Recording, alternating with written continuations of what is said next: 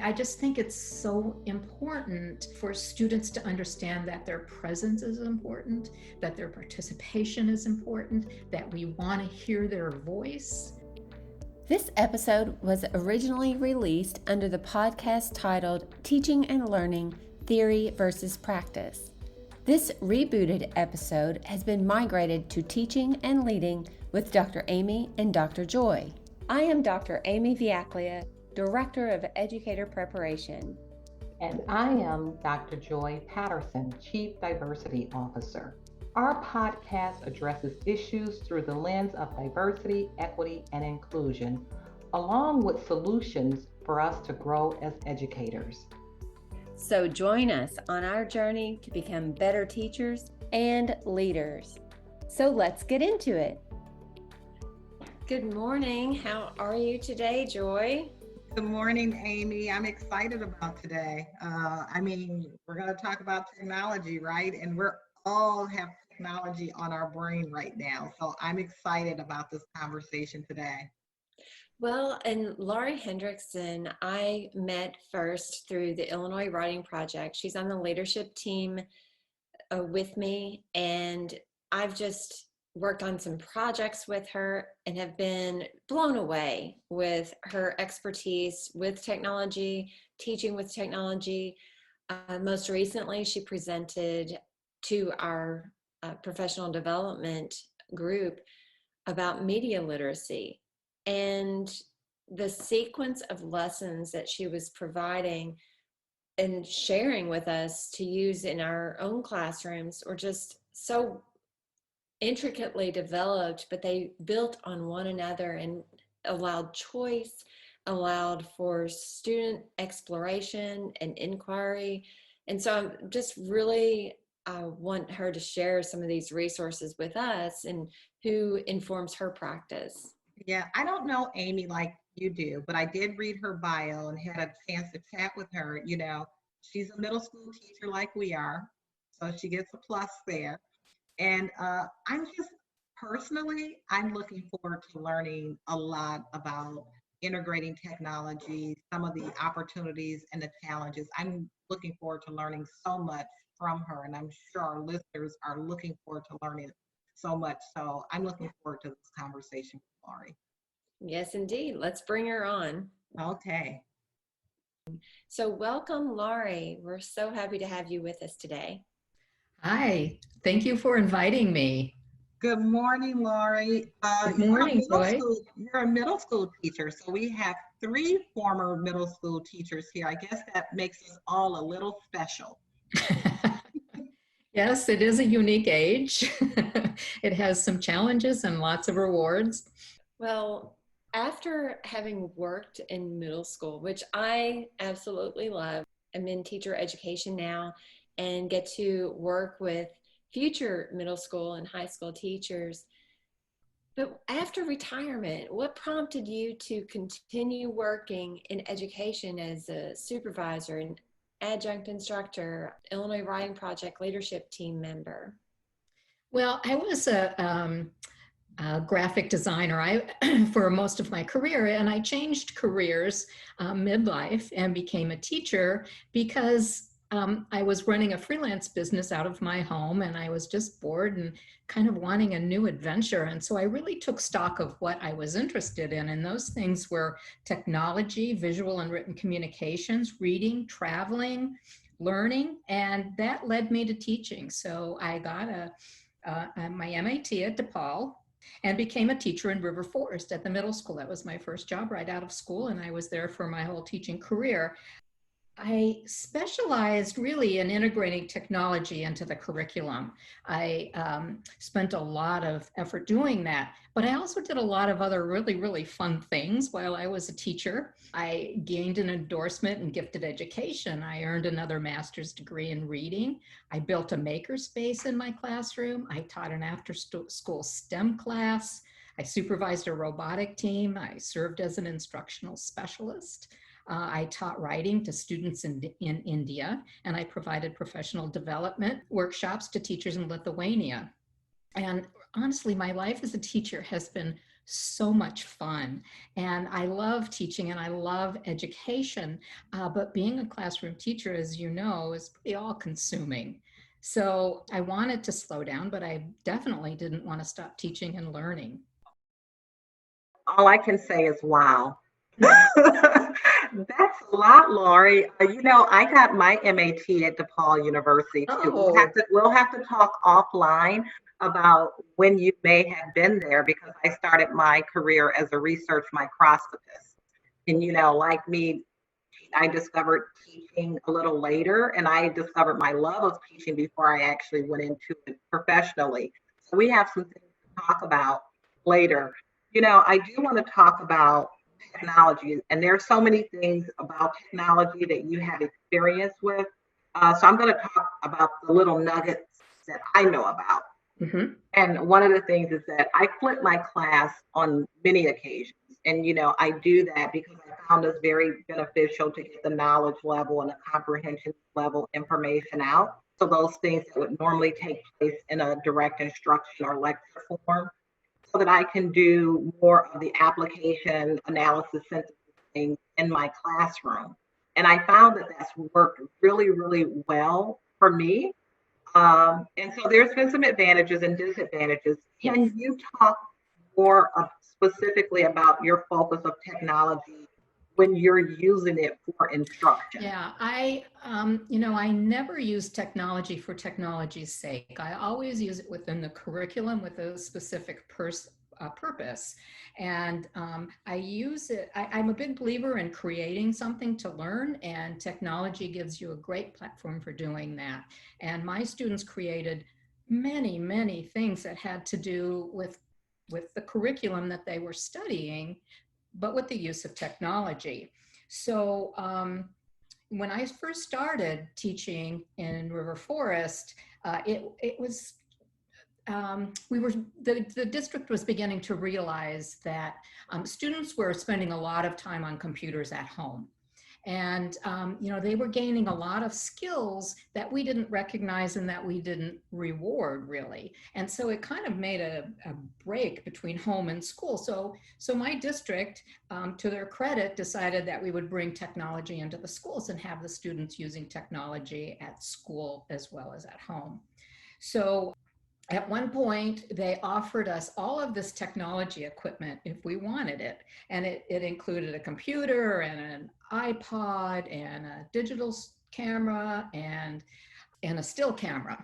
And so, of course, I jumped on that, and I just jumped right into it. I didn't really fear it, and the kids helped me along.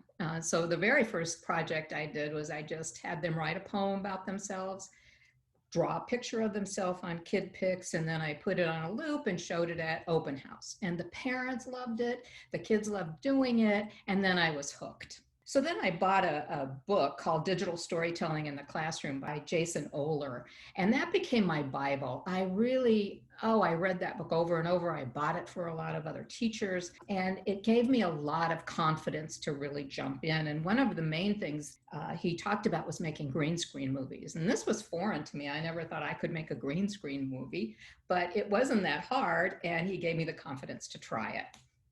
So over the years, my students made many, many, many green screen movies. One that comes to mind was a story that some girls created.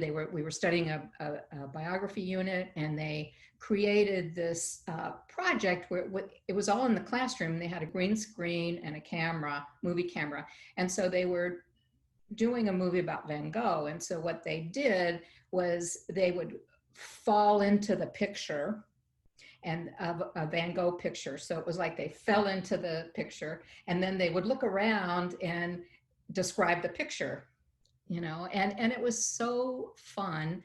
And they did it all on their own time, and they came in extra and worked on it, and they just had the best time. They were engaged, and it related to the curriculum. So I could illustrate dozens of projects that my kids did that you would never expect 11, 12-year-old kids to do.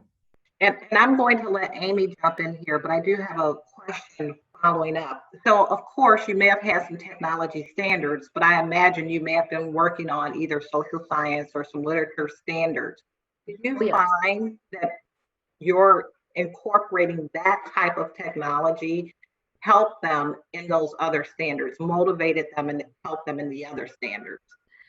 Oh, yes, absolutely. And these were long projects.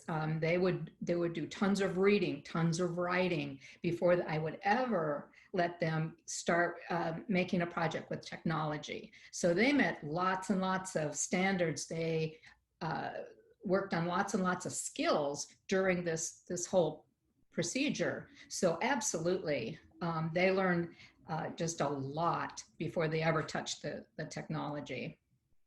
You know, you were talking about storytelling. You mentioned the book, Digital Storytelling. And we've talked before about how teaching is about telling stories, or students learn better through storytelling. How does this storytelling apply to teaching with technology or even across other content areas? Mhm.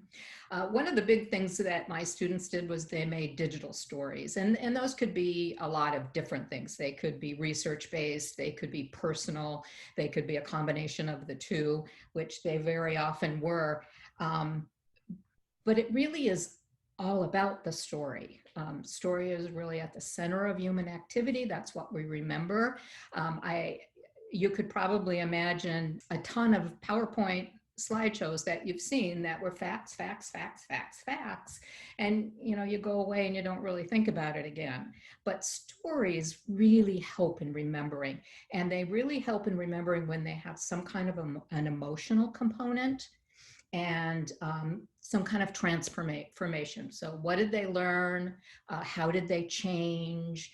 This actually reminds me of a story. When I first started doing these digital stories, I had a student, she was a sixth grader, and she was doing a digital story about her family going to Disneyland. Now, this could have been a story that sounded like, oh, I went to Disneyland, we had so much fun, we went on all kinds of rides, we ate all kinds of fun food, it was a great time, and then we came home. But she didn't, because I had taught her how to write a small story, small seed story about a day, and not to talk about the whole day.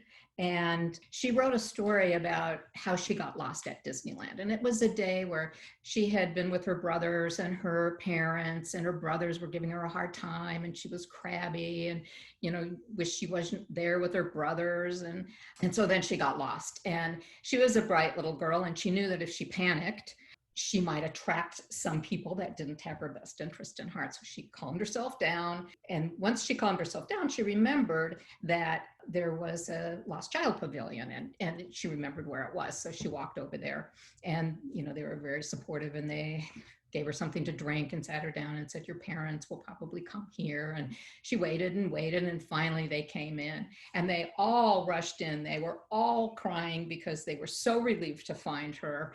And she had this transformation. She realized that her family really loved her, and how special they were to her, and how wonderful it was to have them.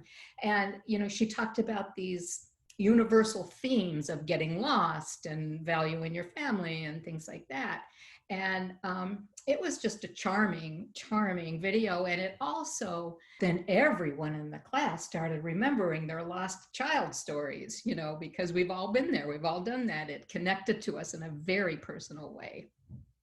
That's what I try to do with these digital stories, is have that emotional component and have some kind of life-changing change. Laurie, we're going to have you back again also, just on a segment of digital stories. It's very intriguing to me, and kind of a show and tell. I really want to see that. And you mentioned earlier that students are learning to use a lot of technology on their own. They're using technology at home. Some, they're born with a tablet in their hand now. And your school recognized how much students already knew about technology. So, do you use any social media as part of your instructional tool? And if so, how do you? That's a really good question. And with my middle schoolers, at one point I was an instructional specialist, and I did create some materials for a media literacy unit for them. And so they tried with their students, one of the projects was they could take like a Twitter campaign and get people to comment on what they were posting. And it didn't really work out all that well. The students were using it more for personal use, and they weren't as interested in using it for schoolwork. So then I sort of lost interest in doing that, and I couldn't really figure out a way to teach social media in a real meaningful way. Now, so that was when I was a teacher. Now, having left teaching and had time to really think about media literacy and think about social media, I have learned a lot about, teaching students how to use social media responsibly. And there's a lot of information out there on that, and I've been curating it and creating units and lessons. And so I'm not an expert at it, but I have gotten into it. Well, and that brings up something that I'd like to know. If you were teaching right now with remote teaching and learning, I don't see it going away. There might not be anything like a snow day anymore. It's not going away. And especially at the university level, I mean, online learning gives students such flexibility with their time and their responsibilities. So I don't think it's going away. And yes, I would absolutely embrace it if I was still teaching. And not that I don't miss teaching face-to-face. I love teaching face-to-face. There's an energy you get when you're with students and other teachers that I miss horribly. And there are a lot of challenges to it. And the challenges are keeping kids motivated and engaged. And it takes a lot of work to do that. So, I worry about some classroom teachers who just don't have the time to really change the way they're teaching, because you can't just take a lesson that you gave face-to-face and then just transfer it to online. There's a lot of different components that you have to think about as far as engagement. You've got to, teach less, speak less, have more hands-on projects, have ways to make sure that students are still interested and still engaged and still listening by using a lot of formative assessments. But I think it really has the ability to create more independent learners. I was finding in middle school that students were becoming more and more connected to the teachers as far as getting information from them instead of finding the information by themselves.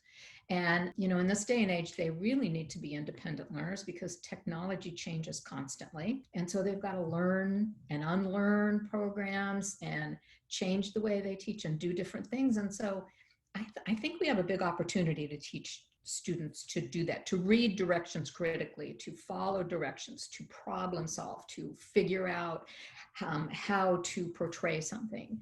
So I think it has a lot of benefits and, some drawbacks. I mean, teaching, as we all know, learning is a social endeavor, and you need to be talking to your peers.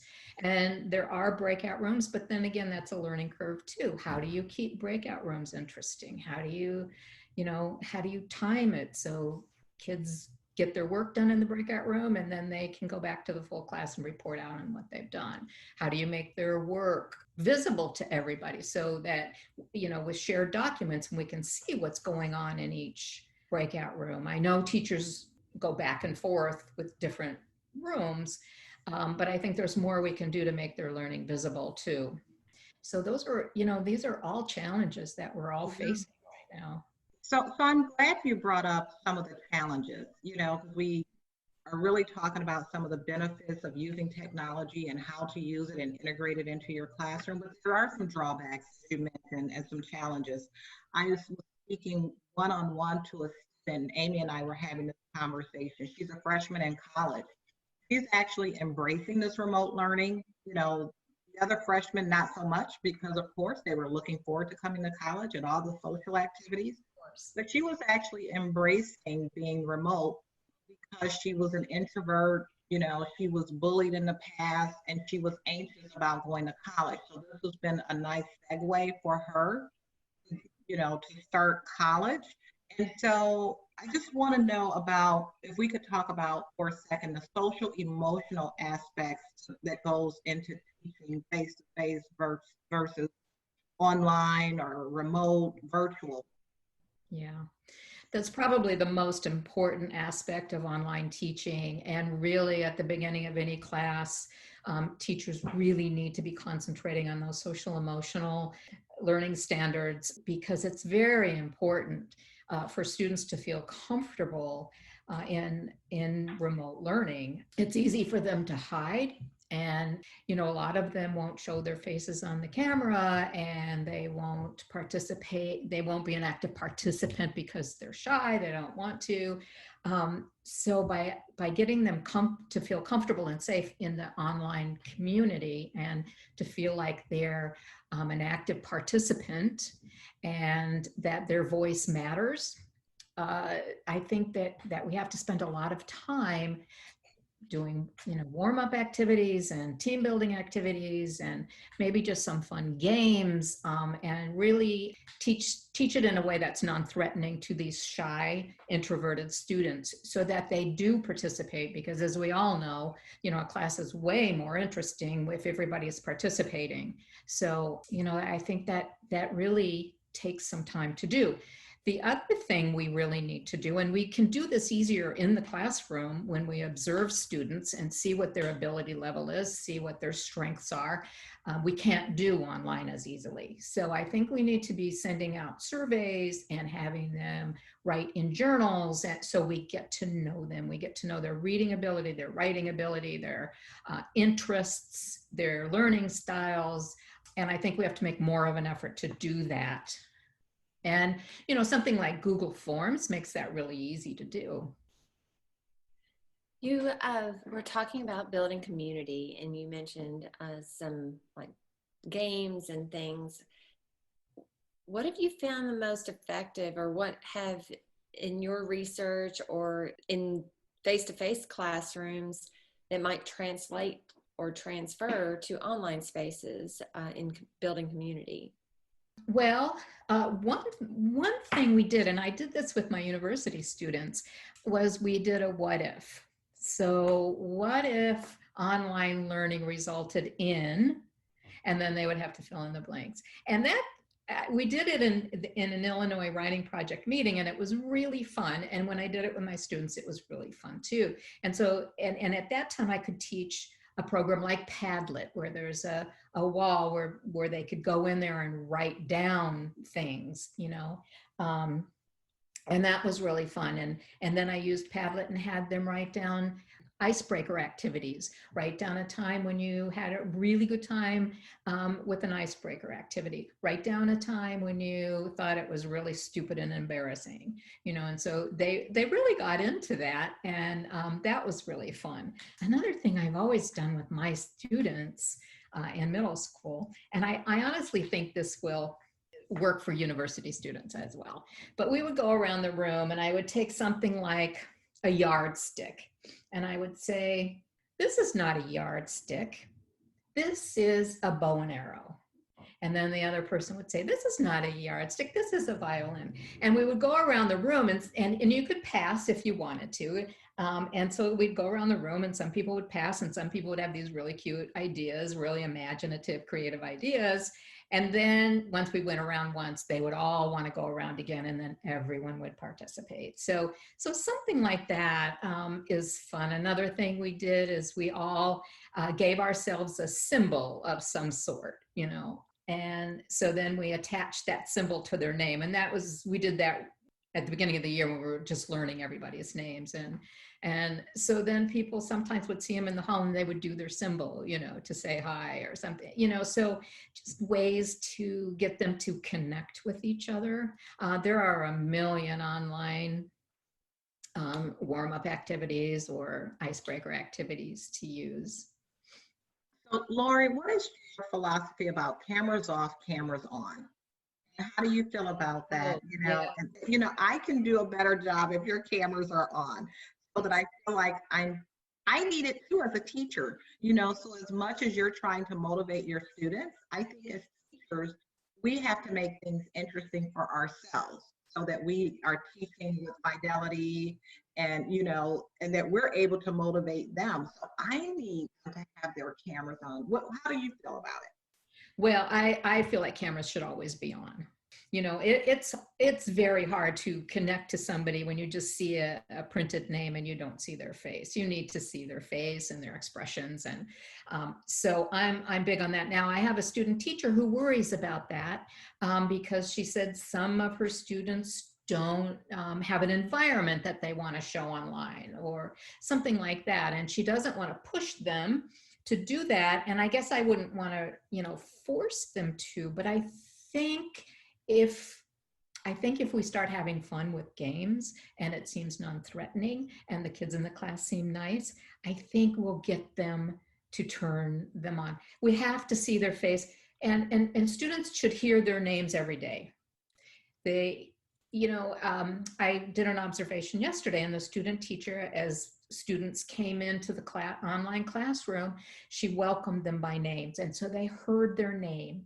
I just think it's so important for students to understand that their presence is important, that their participation is important, that we want to hear their voice and we want to hear what they have to say.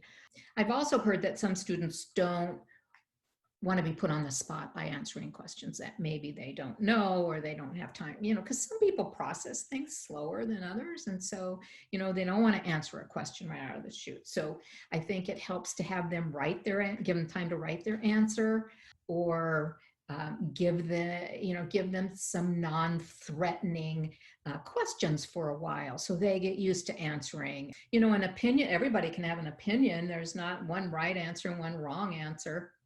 I think if we make the subject relevant to their lives, they're going to have some opinions. I think students right now are going to have some opinions, things that are impacting them. There are also things that are probably impacting them a little negatively. So maybe they need to talk about those things. So you brought up something that's interesting. So my favorite mode of instruction is using a Socratic method, you know, an inquiry method. And I do a lot of questionings, which I found it a little hard to do remotely, but you've just given me some interesting ideas of how to do that. Since we were talking about cameras on, can you share, this is a little fun, what should your workspace look like?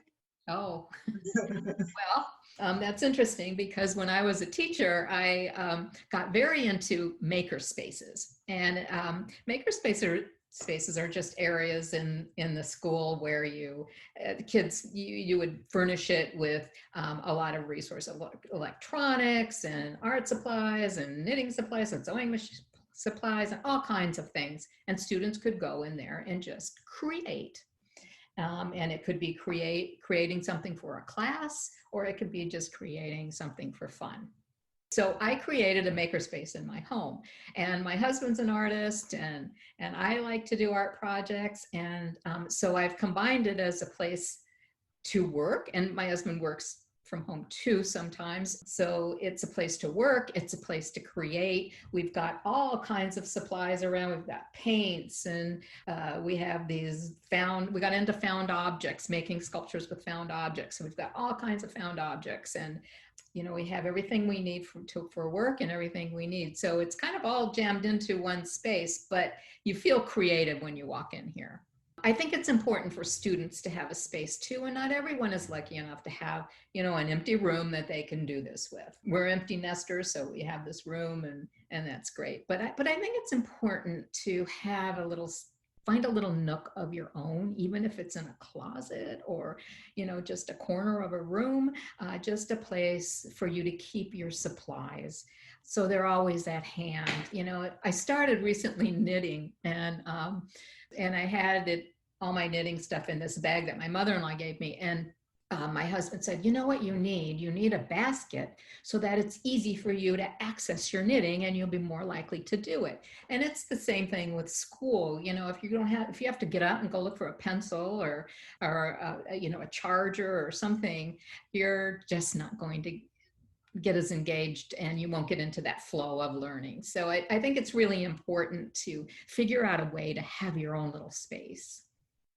I know you've done a lot of research, a lot of building of units, media literacy was really impressive whenever you presented to the Illinois Writing Project during professional development.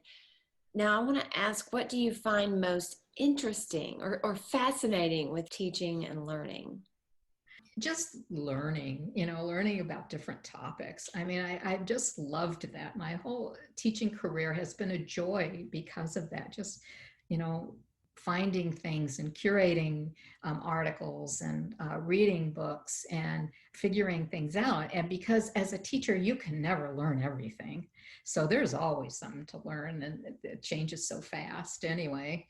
But I found that really interesting. I found it interesting too, to get back to storytelling, to create units that tell a story, that have a beginning, a middle, and an end.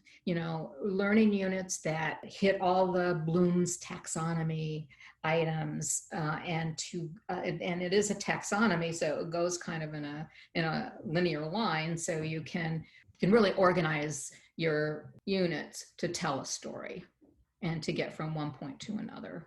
So I guess that's what I really love about it. It's just challenging and fun, and I'm an introvert too. So, to read and to go online, I mean, that's kind of my thing.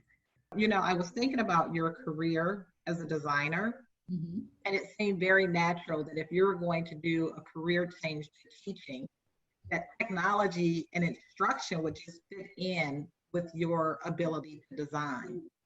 Can you talk about how you have played a role in maybe helping other teachers or the school? Because I know you want to keep that continuity either between grade levels or what's going on in the school. Yes. I do, like I said, I have the luxury of time now that I'm retired to really think these things through. So this is what I teach in a university class or my workshops for the Illinois Writing Project. I try and show teachers how to make it student-centered, how to design, and here's where my design experience really comes in. You want it to be attractive. You want people to be drawn to what you're doing, and the visual aspect of it does make a difference. If it's laid out in a way that makes it easier to go from one topic to another, that really makes a difference. And a long time ago in my career, I worked for the University of Chicago, and it was a research center where they did surveys. And so how those surveys looked was very important. And so I learned how to make things readable and how to allow you to follow from one thing to another easily. So I did learn a lot about that, and I try and do that whenever I'm doing something with my students, to chunk information, use colors to separate it, use lines, use motion.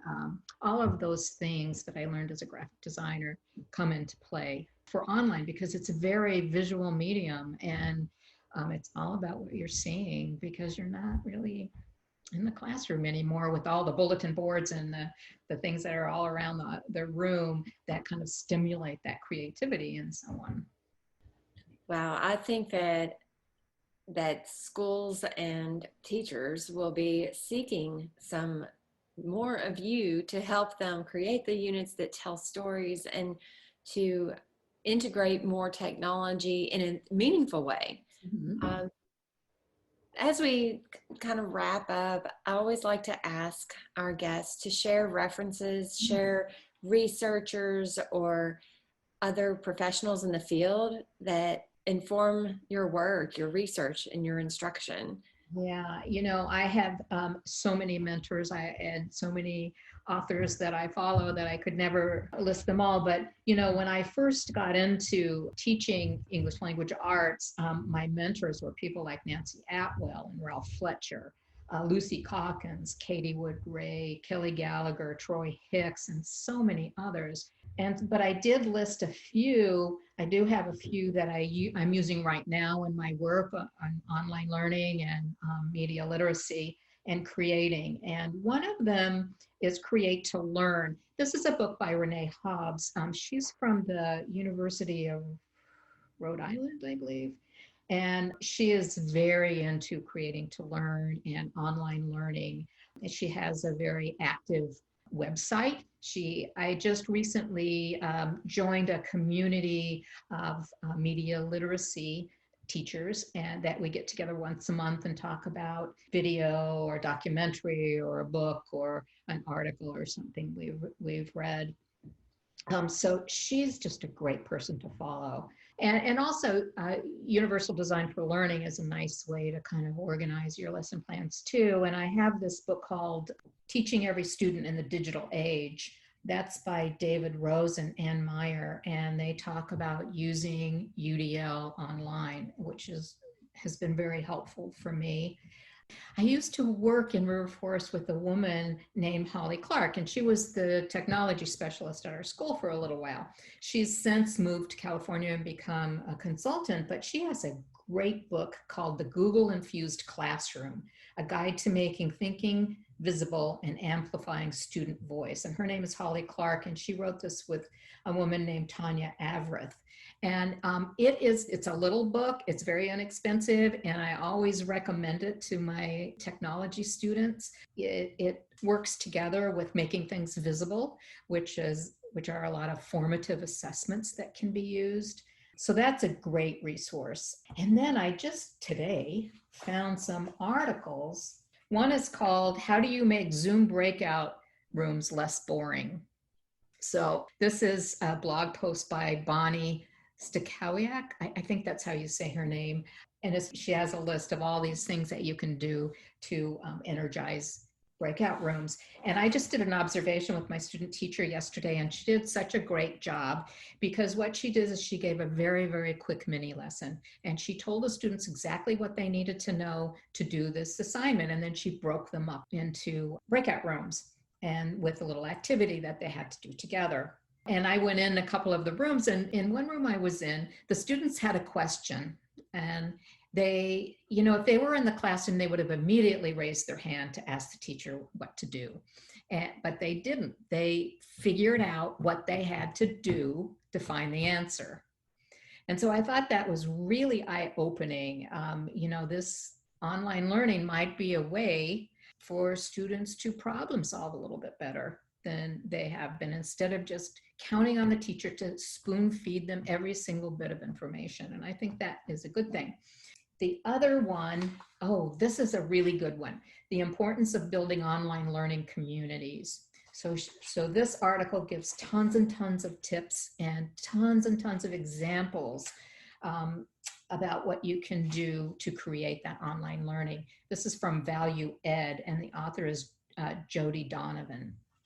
And I just ran across them this morning when I was looking for some articles to read while I was having my coffee.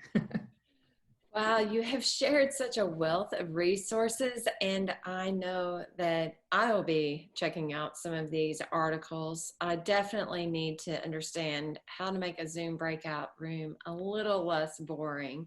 Absolutely. Well, and whenever I was using breakout rooms with my classes, I realized there's a maximum number really that you should have, because it's just nearly impossible to get to 7 breakout rooms. By the time you're at number 7 and you realize they didn't quite go in the direction you were hoping they would, they've lost several minutes. Mm-hmm. So some of those tips will be extremely important for all of us. But we've also created this space where it's okay to have meetings online, or to have these breakouts and professional developments online. We're moving in a different direction. We'll, I think, be moving towards a blend of both of these in the future. It's not going to be one or the other. I agree with that. I think that's a good direction for us to be moving into.